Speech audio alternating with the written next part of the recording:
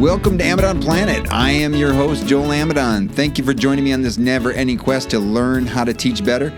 Today on episode 77 of the podcast, we are talking about a new thing that we're going to be doing on the podcast called Mailbag. We'll get to that later.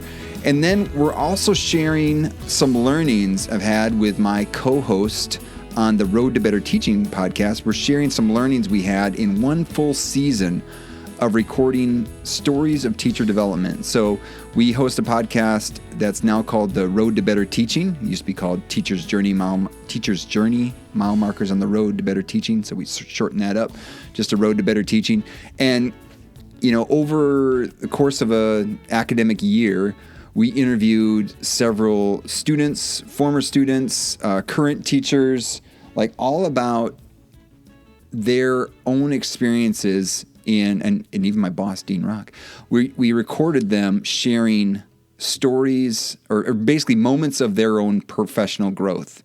And, you know, we as participants in that storytelling and prompting them and thinking about, like, why was it important? Why were those moments important to their teaching? And think about how it aligns with both personal growth, but then also growth within the field, like thinking about connecting to standards. And so in participating in that storytelling, Dr. Monroe and I, or Ann and I, like, we had some learnings, and that learning, like, held, basically we're on learning how to teach better.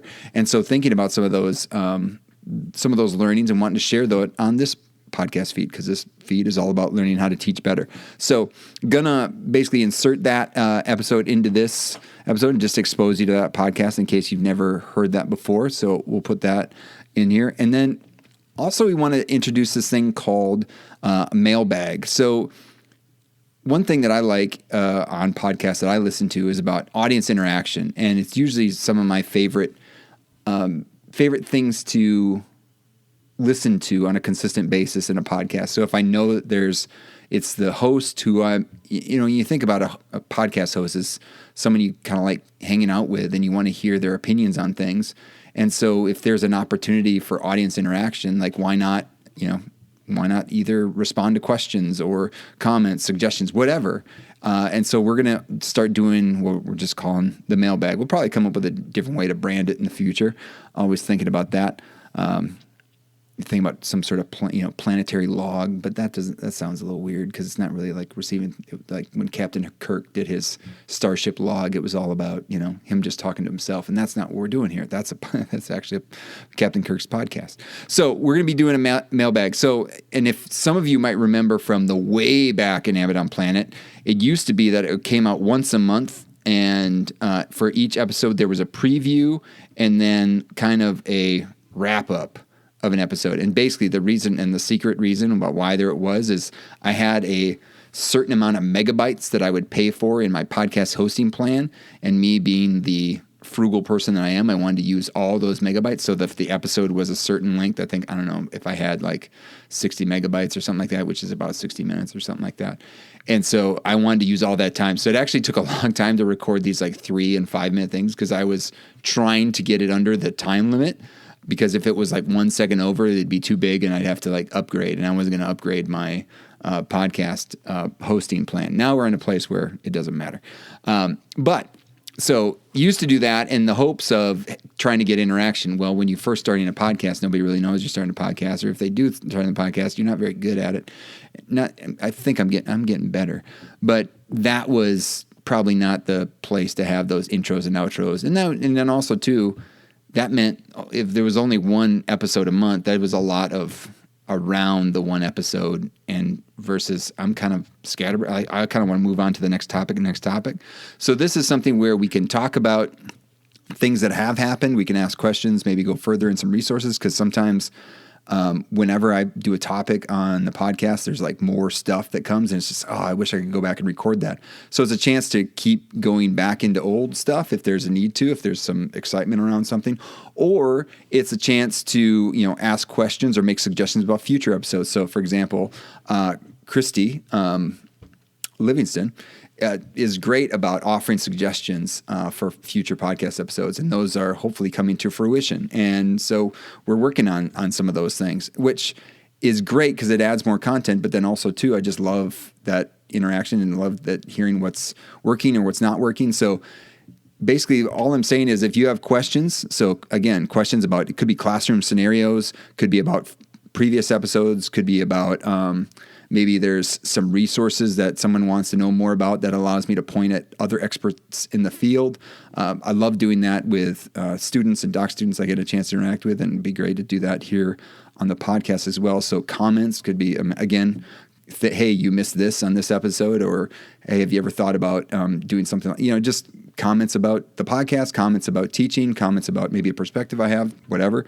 And then, again, suggestions. So books, podcast episodes, or things that where, I don't know, the things where I get my little like lightning bolt moments are like when I'm listening to the Broken Record podcast. I'm like, wow, I really want to talk to somebody about this episode or this idea that I heard on the Broken Record podcast, or I'm reading a book and then like really want to talk to somebody about that. So if you send me those suggestions, maybe that's an opportunity also to be a guest on the podcast. So if you want to do that, if you can send your questions, comments, and suggestions to joel@amidonplanet.com. Again, questions, comments, or suggestions to joel@amidonplanet.com. Again, that's the mailbag, and we're going to start doing that every episode coming out in the near future. And so we had a lot of exciting content planned coming up, and excited to record some episodes. So some of it is going to be like Ted Lasso centric, because that's going to be coming out with season 3. There's going to be some other academic-y type stuff, but we're again thinking about applications to teaching better,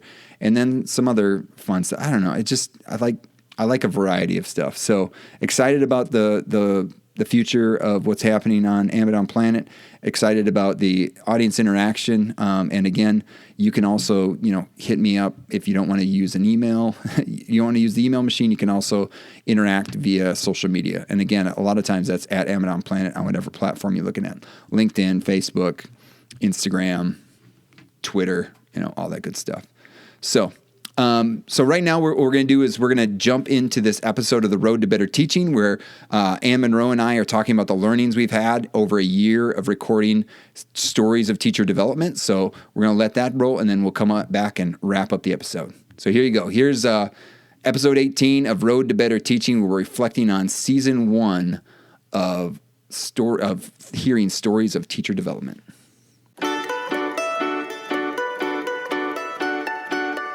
Thanks for tuning in. I'm Joel Amidon. And I'm Ann Monroe. And this is The Road to Better Teaching, a podcast series where we discuss stories of teacher development. Hey. We're back. We're back. On the road again. On the road again. We promised no singing. Who promised? I don't know. I don't know about that. Yeah. I got a great story about that song. That song was really popular when I was growing up in the early 80s. And my mom was a very busy lady. She had 5 children and ran a nonprofit, among other things. And she was always on the phone. So we changed the lyrics for my mother and used to sing to her, "On the phone again." On the phone again. On the phone again. She can't wait to get on the phone again. We're on the microphone again. We are. There we go. And we've decided to shorten up a few things. We changed the name of the podcast, but everything is the same. We're still talking about mile markers on the road to better teaching, but it's the road to better. It's the road to better teaching. Just the road to better teaching. It's just the road to better teaching. Sometimes you just editors need a good editor in your life. Yep. So Ann, we're here to talk about season 1. It's in the books. Wow. Yeah. We had a couple of Emmy nominations. The Grammys overlooked us. That's right. I'm still waiting from... we did win the Emmys. For Spotify to send, I don't know, whatever, the grand spot, I don't know what that would be. Is it like a check for how many listeners we had? How many listeners? I don't know. But that's why we're assigning this to every class that we teach here. Yeah, that's right. Anyway, that's ethical. That's right. So we thought as the first episode to season 2 that we'd come together and talk about kind of an overview of last season and talk about the lessons we learned, things that were eye-opening to us. And so one, that's what made this experience cool, is that we got to learn and hear all these stories. And then 2, we get to share them with the listeners out there. And so we're just going to go back and forth, share some learnings. And this will be kind of the kickoff episode to season 2 of The Road to Better Teaching. Great. Looking forward to it. All right. So who wants to go first? You want to go first? Sure. Okay. So just something that after thinking about the episodes from last year, season 1, and all the folks that we got to listen to, and the different, we had several pre-service teachers that we spoke to at different levels, beginning their journey as a teacher, finishing up their pre-service teacher experience as seniors, and then even talking to faculty members who'd been teaching for decades. And one thing that stood out to me was a common theme that's really important to me. So I noticed it. So many people talking about the emotional well-being of students. And yes, they were talking about their content, they were talking about teaching strategies and things, but there was a lot of mentioning and discussion around creating a positive emotional space for children in the classroom. Just off the top of my head, we had conversations with Brandy at the DeSoto campus. Yeah, talked Brandy Thomas. Brandy Thomas. Her really entire podcast was about that. But also other people that touched on the importance of meeting your kids' emotional needs in the classroom. And so because that's important to me and something that I think about a lot, that stood out as sort of a common theme across many of the podcast episodes. So it's just an important piece of teaching regardless of what you're teaching. Yeah. Or who you're teaching, or what level you're teaching, whether you're teaching college-age students or kindergartners or sixth graders or, 18-year-olds in high school. Right. That was a common thread through a lot of conversations that we had. So that's probably the first thing that stood out to me when I was going back and thinking about season 1. Yeah. Well, and also, I guess connecting with that was and I have a lot of like the power of sort of statements. And one of them was the power of being seen. Yes. I think it was Kayla Luke talking about like seeing her kindergarten teacher in the grocery store and almost crying just from the It was at the Target. Oh, it was at the Target. She ran into her at the Target and just saw her face and got emotional. Yeah. So and so that was like seeing of the teacher, but also just we heard the statement like this teacher saw me when we talked about the powerful like just so that talks about like not just seeing them as a student in the classroom in the sea of faces, but actually seeing the person and who they are and their interests and their building, and like we talk about building those relationships with the students in order to be the best teacher that you can for them. And then because we heard that multiple times, we did, that teacher saw me. I think that's such a powerful way to say that they saw me. And I think, like you said, it speaks about seeing me in a lot of different ways, but seeing my needs, seeing what I come to the table with, seeing me as a whole person, as somebody that's valued. And I think that such a powerful message. I remember when Kayla said that early in the season, it really it made me emotional. Yeah. But so, I think that's part of that piece. I think that I was seeing that thread, that pattern of the importance of connecting emotionally with your students as a person. Yeah. And I guess that's something like we talk about every now and then. Like that's what makes this job.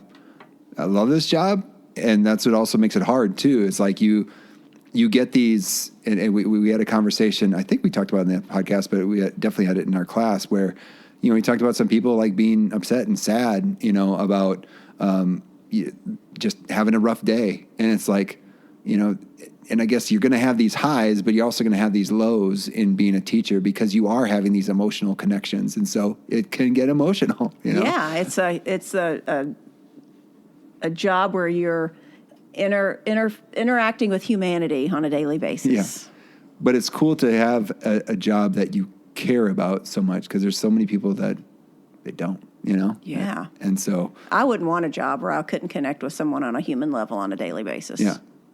And I think that was all, I think the people that we talked to last season, they all had that desire and need themselves for human connection, which I think makes them, sets them up to be a great teacher. Yeah. Or they already are a great teacher. Absolutely. What about you, Joel? What did you notice? Well, I just did the last one. I did be seen. Oh, the be seen. You tagged mine. I tagged be you. Seen. Okay, Yeah, well, I yeah. got another one. Okay. So this was interesting, and I felt also a thread that ran through several of the stories that we heard last season.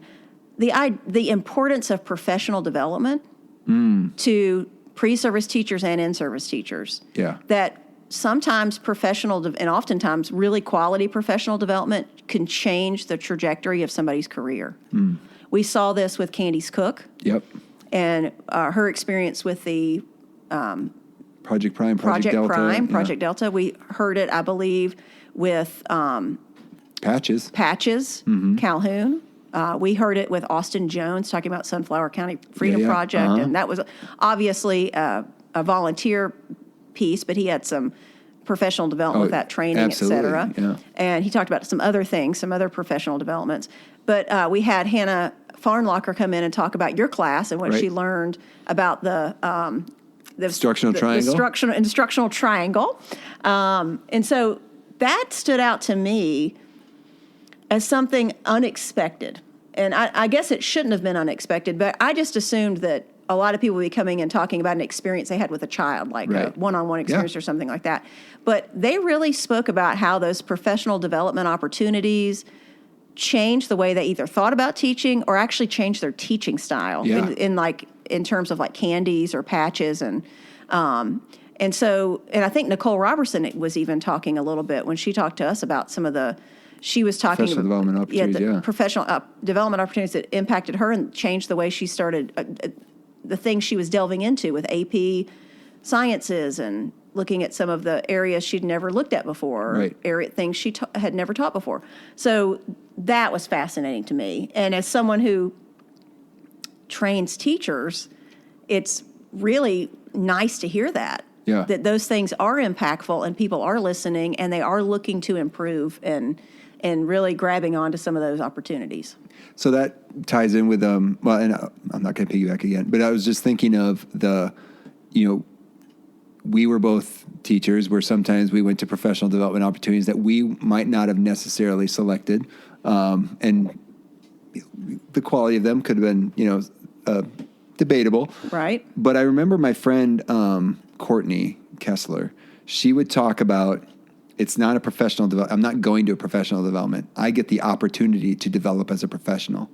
And so that's a good way of looking at it. So like having that posture of I have an opportunity to develop today and how do I receive that? Because who knows, like, if Hannah was in a random 352 class and that happened to be a moment, or, the Project Prime had like so many different instances where it was, I remember with Patches, she identified a single problem that was like, the locker problem. Oh my gosh, that changes my ideas about teaching. And it's like, if you're not ready for those, if you're not leaning into those moments, I mean, those moments could pass you by. That's, thinking about now, that could be the moment that you're shopping on your phone or something. Yeah. You totally missed it. You missed a mile marker, right? Well, yeah. And the phrasing you just said that was it's an opportunity for me to develop professionally puts the person in an active mode. Of receiving, instead of sometimes when we say professional development, it's a passive mode of getting through it. Yeah. and for that's because there are a lot of professional developments, workshops or opportunities that are presented at schools that teachers maybe aren't getting as much out of because they don't have a lot of choice. Right. And I think it's more of the structure of how that works, and that there's so many other things teachers need to do during the time period where these professional developments are offered, like set up their classrooms, get ready for the kids. And so I think, and if you do look back, now that you said that, Joel, if you look back at the folks that spoke to us last season, all the professional developments that were mentioned, with maybe the exception of a class like that Hannah took, were chosen. Oh, yeah. So good. Even now that I think about it, my podcast, where I talked about the Dinah Zyke workshop that I went to as a first-year teacher, that was something I chose to do. Remember, I had to take off a day, and I didn't even know how to take off a day. How do I ask to take off to go to this professional development? But that was a choice. So I think that's powerful, too. Right. And something for that's a good point. Folks that work with teachers to think about is that when you give teachers the choice of where and how they want to develop in what areas, it's more powerful. Yeah, a little agency. And they come to it with a stance of action instead of a passive stance. Yeah, because on the road to better teaching, it's better to drive than just to get on the bus. That's right. We always say that because life is a highway, Joel. There you go. on the road again. I want to drive it. Drive it. Yeah, that's right. All day long. But yeah, so that's interesting. Yeah, I love that what your friend said. So it's an opportunity for me to develop professionally. Right. That's great. Mm-hmm. So I'll use that sometimes, like if we're not having class, like, oh, so we don't have class. Like, no, you have an opportunity to develop as a professional in whatever way you see fit. You mean we don't have class? So, that happens very rarely. Anyway, so, I guess this does tie in. I guess we have some similar minds, but I just talked about the power of moments, right? So it was like the power of professional development, but like the power of moments in developing, and just thinking about that from a teacher's perspective, as a teacher of teachers' perspective, or just as a teacher, that's like, again, leaning into those things and seeing like, what might happen today and being open to those possibilities. And I think sometimes we're, especially like, we've taught the same classes several times, and you get kind of like a way of thinking about it and predicting some things. But even like the other day, I was doing a math problem that I was introduced to by Meg Meyer, and I do it in class in order to show students like this. It's really a different way of thinking about like systems of equations, not to bore the audience here, but yeah, no, it's great. It's a great problem, and I've done it several times. And I remember my colleague, or Meg Meyer, who introduced it to me, she had done it like for years. She actually was one of the designers of the curriculum, and I remember when she would do it with my methods class when I was a doc student, teaching doc student at Wisconsin. Like, she would come in and do that problem, and I remember seeing the excitement on her face every time, because she's like, somebody always does something a little bit different. And like, is always like leaning into it. And so thinking about, and even too, this past week, it's like someone in my class, like they did something I hadn't seen before, and it was like, it was pretty neat. And Love it's like, that. and it's like being open to those moments and the power of moments. There's a book by Chip and Dan Heath that's called The Power of Moments that I talked about on my other podcast. But in there are several examples. One of them is from schools where people create these moments for their students, but it's like one of them is like where the big buildup for this one class is to hold this court case about some literary figure, and they kind of have a mock court, but it's the big buildup, and people come and watch it, and it's like it's this landmark thing for these kids, and it's like it's a designed moment that can happen, but then also too just knowing that those moments can happen on a day-to-day basis as well. Well, that's something I thought about looking back at the season. It's very similar to what you're saying, that you never know what has an impact on a teacher to make them think differently about their teaching or try something different. So it's kind of this, you said it better in saying about the moments. But I was just sort of thinking Thank you. Yeah, you're welcome. You never know what's going to impact somebody. Like, it was the locker problem for Patches. It was something else for someone else. It was the instructional triangle for Hannah Farnlocker. And you never know. Yeah. And everybody is so different. And what a takeaway they have or a moment, they may have a moment where somebody else doesn't really have a moment, or it doesn't, ring as clearly to them as it does to someone else. So, making sure people have lots of varied opportunities. And it's what we teach our teachers to do in their classroom is, you never know what's going to get through to somebody and work for one person and then may not work for the next person. Yeah. So that was something I picked up. It's just you never know. So going along with that, and given that, I know your research is on shame, like we were talking about the power of moments from a positive direction too. You can also think about it from a negative direction. Oh, yes. And so, I do. and so I guess, we've heard those positive things, but we also want to think like, hey, moments are powerful. So even like it's just one comment or one off moment, that could be powerful. Not to put a lot of stress on people, but like just to make known, like the moments count. All the moments count. Yes, and you don't know how someone's going to take something.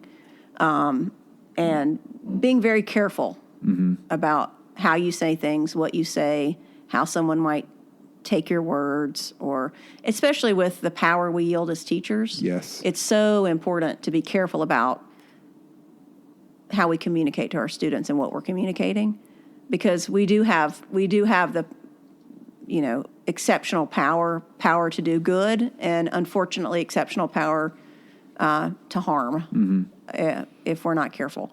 So, and even with best intentions, sometimes we can do things that aren't so great for kids. So just being very careful about that. But yeah, you're right. We have to think about the good and the bad. Yep. And then, well, I had another one. Did you have another one? Go ahead. All right. I was going to talk about the I see in you statements. So, and this was not necessarily from the episode, but like you think about the people, and some of we reached out. Yeah.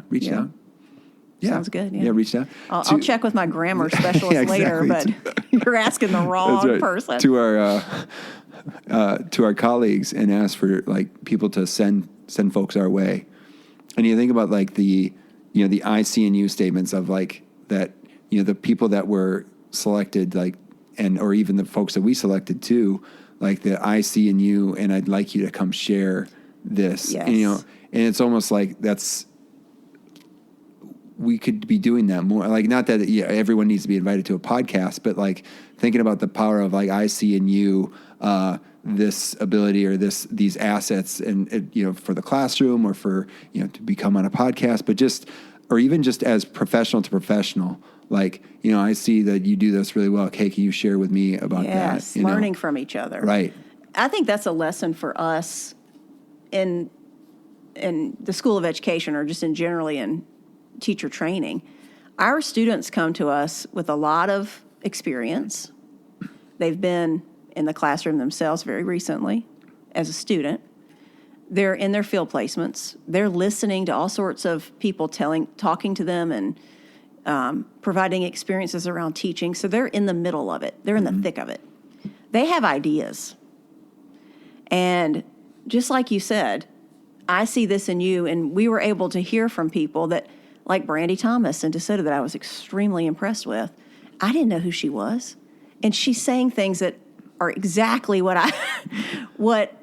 I'm constantly talking about, what I'm thinking about with my research, what I find is the most important thing. Yeah. And she's exemplifying it. She's,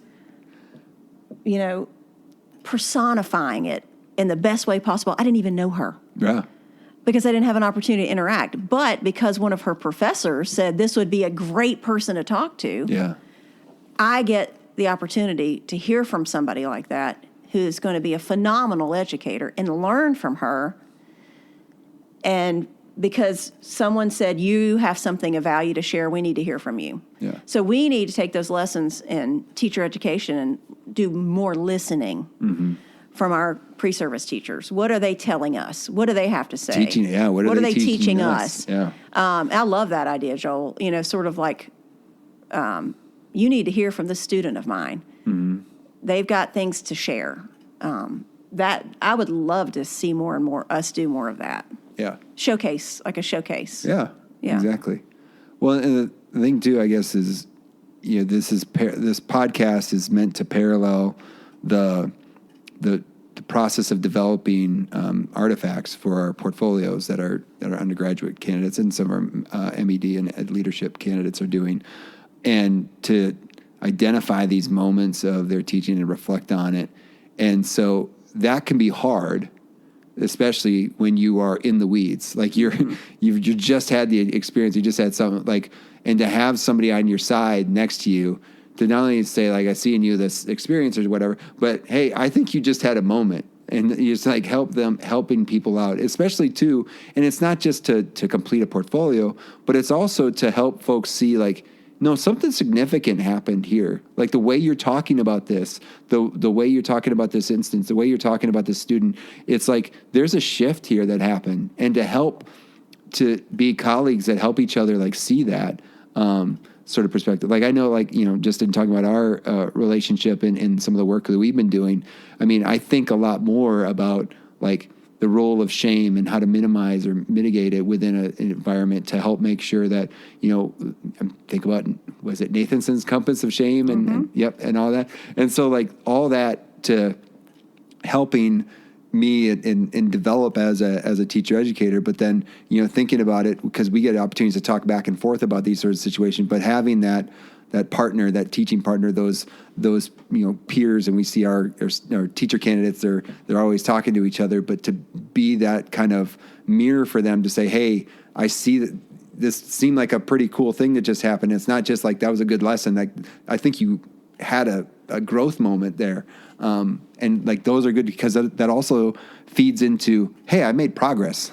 Like I'm getting better. I'm getting better. And also just acknowledging that you're doing good things.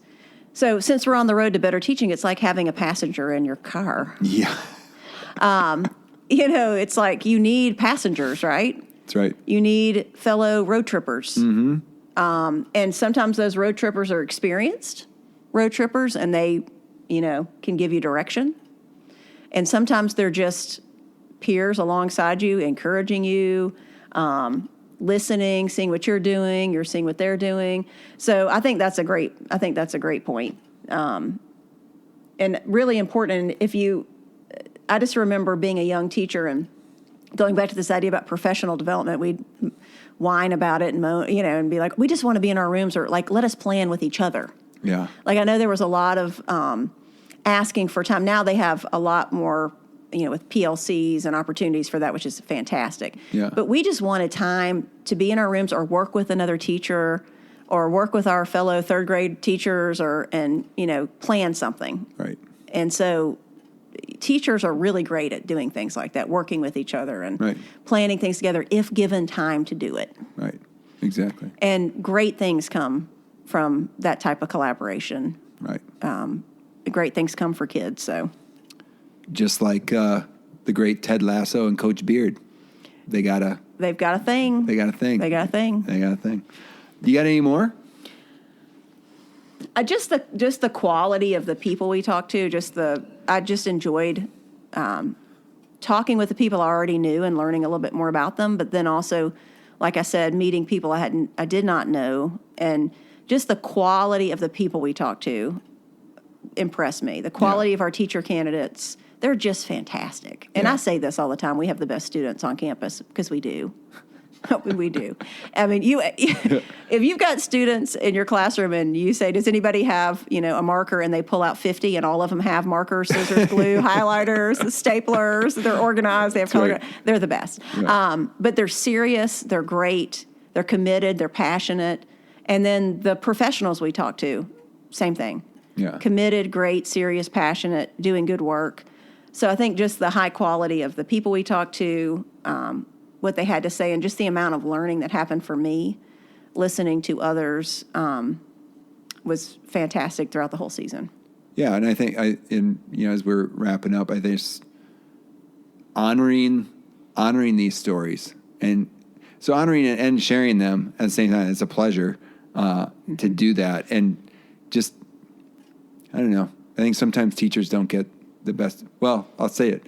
Teachers don't get the best rap all the time. No. And so to share these stories and be like, no, this is a teacher. Here you go. Yeah. Listen to this. Yeah, it's impressive. And so I think that for me, that's something that was a standout, just the high quality of the folks that we have in our program, or that we have graduated from our programs, or that we have in our schools working today. Yeah. Awesome. All right. We good? We're good, and I'm looking forward to season 2. Do we want to give any sort of what do you say when you like teaser, like when you give a little information about what's coming up, and what do you say? What is that phrase they use, like when you tell what's going to happen in season 2 of a show, or like a trailer? No, it like is a tease. Like you're trying to. Have you booked somebody? Well, you had an idea. I was just going to drop a little. Information. Like you had an idea that I really liked. Well, I've been teaching all day. I can't remember anything. So in season 2, folks, what we're trying to say coming up is that there's going to be maybe a little twist on things, and you might hear from people that you don't expect to hear from. Oh, yeah. So there are great teachers in all walks of life doing different kinds of teaching. So I think we're going to maybe have a guest or two that you might not expect us to have, who may have something really awesome to say about teaching. Yeah. So I think you'll see some things in season 2 that you didn't see in season 1. That's right. I did have a great idea. You did have a great idea. I can't remember how to say it, though. So that'll stay the same from season 1. I won't remember the word I'm supposed to use or how to say something. All that's the same. There you go. But I think we'll have some kind of different takes on who we might invite, some different folks. Yep. And some of the same types of folks we had last time with some pre-service teachers from different programs, some educational leadership folks that are going to be training to be principals and administrators in schools, and then some other types of teachers. So I'm looking forward to a great new season, and I hope you guys are too. Yeah. So, thanks to you, Ann. Thanks to you, Joel, for sharing some of this, our own mile markers on our road to better teaching. Absolutely. And thanks to all of you out there who've been listening and tuning in to the Road to Better Teaching. This episode may be over, but the Road to Better Teaching never ends. Please subscribe to the podcast so you're notified when the next episode's ready for a listen. And if you like what you hear, please rate and review the podcast. You know what? You can also share the podcast with someone you feel may be interested in these stories of teacher development. You can check out the show notes for this episode at roadtobetterteaching.com. And finally, thank you to all of you listeners out there for taking the journey to better teaching. This world is a better place because you have used the gifts you have been given to teach others. And just saying that this podcast is an Amidon Planet production.